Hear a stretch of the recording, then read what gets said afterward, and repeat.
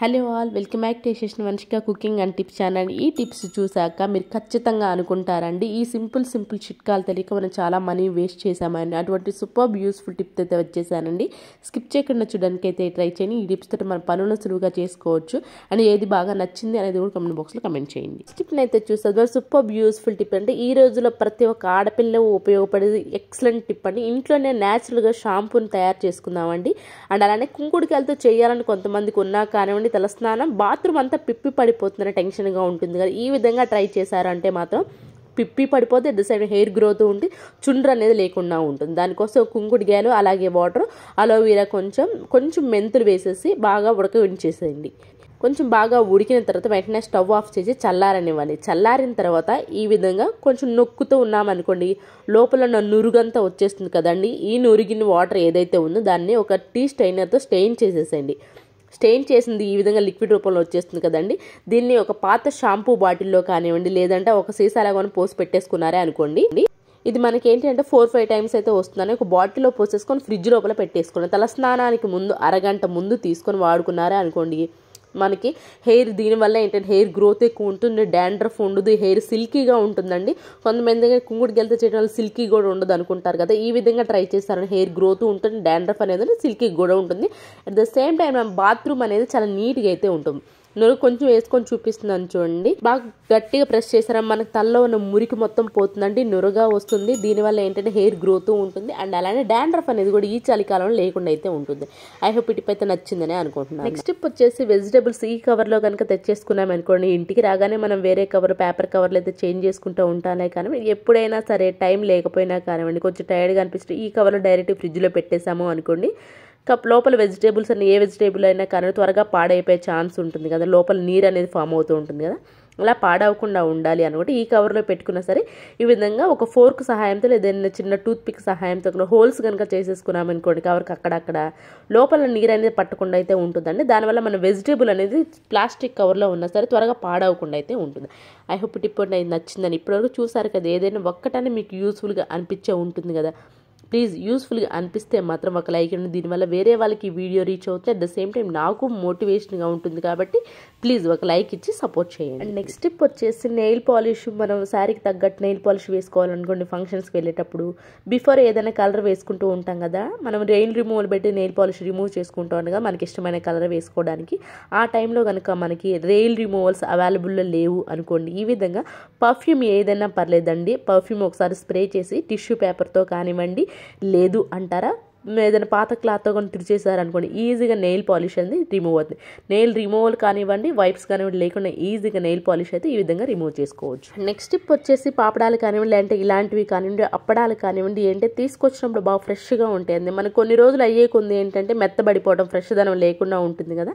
అలాంటప్పుడు air container box తీసుకొని ఒక టిష్యూ పేపర్ పెట్టేసి అడుగున కొంచెం మెంతులు, అలాగే దానిపైన మనం ఏవైతే తీసుకొచ్చుకున్న అప్పడాలు వాటన్నిటిని పెట్టేసి దానిపైన కూడా కొంచెం కనుక మనం మెంతులు కనుక వేసేసామో అనుకోండి, మనకి 15 days 1 month అయినా కానివ్వండి అప్పడాలు తీసుకొచ్చాం ఫ్రెష్గా అయితే. అండ్ అలానే ఎయిర్ కంటైనర్ బాక్స్లో ఖచ్చితంగా అయితే పెట్టేసాను. ఐ హోప్ టిప్ కూడా నచ్చితే ప్లీజ్ మీకు ఏది బాగా నచ్చింది అనేది కూడా కమెంట్ బాక్స్లో కమెంట్ చేయండి. అండ్ నెక్స్ట్ టిప్ వచ్చేసి తేనె ఉంటుంది కదండి, ఎక్కువ క్వాంటిటీలో కనుక తెచ్చేసుకుని ఒక బాటిల్ అయితే వెంటనే 1 monthకే అయిపోతుందిలే కానివ్వండి, ఎక్కువ క్వాంటిటీలో కనుక తెచ్చుకున్నామే అనుకోండి ఫ్రెష్గా లేకుండా ఉంటుంది కదండి.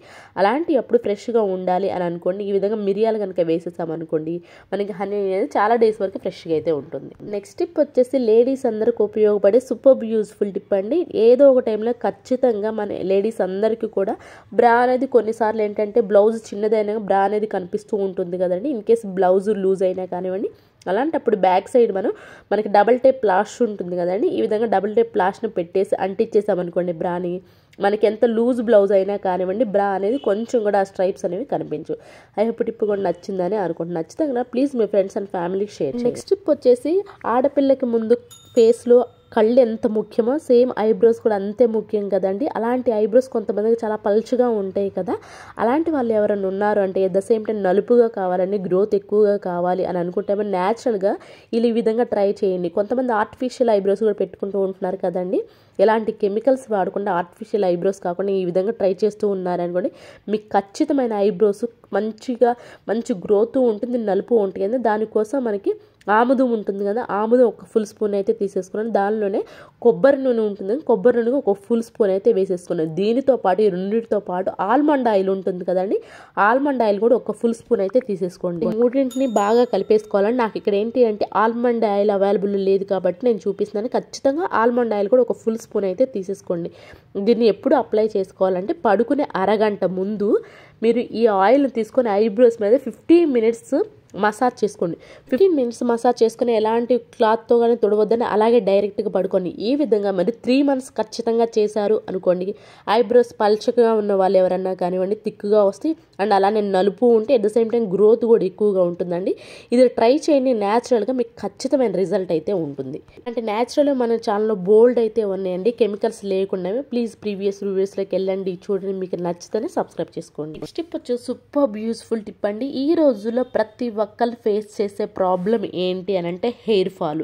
ఎట్ ద సేమ్ టైం మనకి స్కాల్ఫ్ డాండ్రఫ్ కూడా ఎక్కువైతే ఉంటుంది కదా అని అలాంటి వాళ్ళు ఎవరైనా ఉన్నారు అంటే న్యాచురల్గా మనకి హెయిర్ గ్రోత్ ఉండాలి, at the same time dandruff అనేది లేకుండా ఉండాలి, మన స్కాల్ఫ్ అనేది మంచిగా హెల్దీగా ఉండాలి అని అనుకుంటే మాత్రం క్యాప్సికమ్ అయితే తురిమేసుకోండి. క్యాప్సికమ్ ఎందుకో చెప్తానండి. అది కూడా క్యాప్సికంలో మనకి సి విటమిన్ ఉంటుందండి. సి విటమిన్ స్కాల్ఫ్ని హెల్దీగా చేస్తుంది, డాండ్రఫ్ అనేది లేకుండా చేస్తుంది, డ్రైనెస్ అనేది లేకుండా చేస్తుంది. కొన్నిసార్లు అంటే మనకి హెయిర్ ఊరికిపోతూ ఉంటుంది కదా, అలాంటి అప్పుడు మీరు ఈ విధంగా తయారు చేసుకుని క్యాప్సికమ్ తయారు చేసుకున్న లిక్విడ్ని కదా హెయిర్కి అప్లై చేసుకుంటూ ఉన్నారే అనుకోండి, మనకి హెయిర్ ఫాల్ తగ్గుతుంది. డాండ్రఫ్ ఎక్కువగా ఉన్న వాళ్ళు కూడా ఈ విధంగా ట్రై చేస్తుంటే మీకు ఖచ్చితమైన రిజల్ట్ అయితే ఉంటుంది.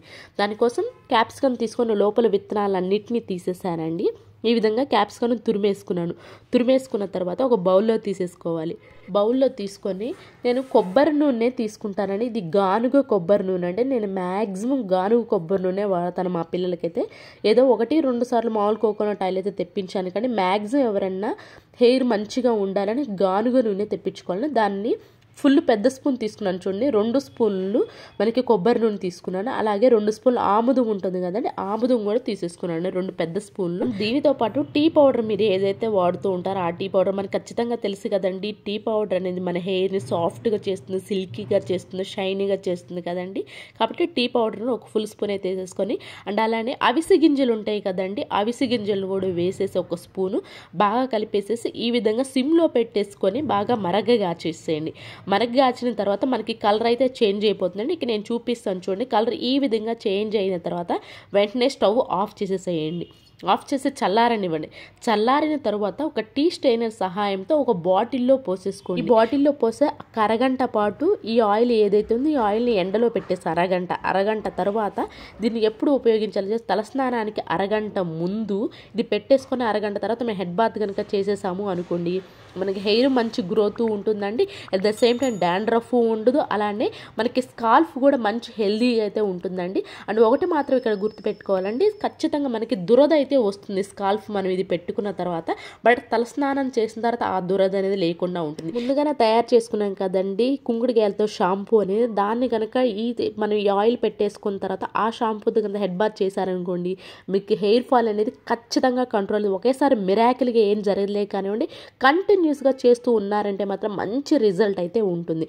ఖచ్చితంగా ఇది ట్రై చేయండి, మీ హెయిర్ అనేది ఎప్పటికి కూడా హెల్దీగా ఉంటుంది అండ్ అలానే ఊడకుండా కూడా అయితే ఉంటుంది, సిల్కీగా షైనింగ్ కూడా ఉంటుంది. ఐ హోప్ ఇటు అయితే నచ్చితే ప్లీజ్ మీ ఫ్రెండ్స్ అండ్ ఫ్యామిలీకి షేర్ చేయండి. ఏది బాగా నచ్చింది అనేది కామెంట్ బాక్స్లో కమెంట్ చేయండి. లైక్ చేయండి, షేర్ చేయండి, సబ్స్క్రైబ్ చేసుకోవడం మాత్రం అసలు మర్చిపోకండి. రేపటి వీడియోలో మంచి టిప్స్తో మళ్ళీ మీ ముందుకు వస్తాను. అంతవరకు మీ అందరైతే హ్యాపీగా ఉన్నాను, హార్ట్ఫుల్గా అయితే కోరుకున్నాను. Thank you so much for ever watching.